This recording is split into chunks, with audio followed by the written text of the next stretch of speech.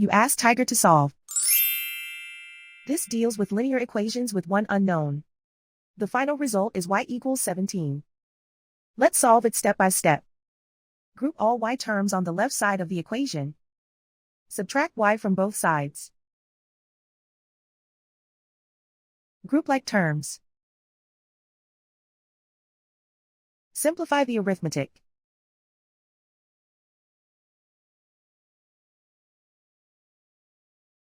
Group all constants on the right side of the equation.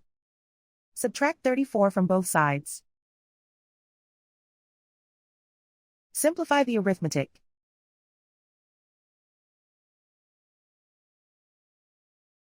Isolate the y. Divide both sides by -2. Cancel out the negatives. Simplify the fraction.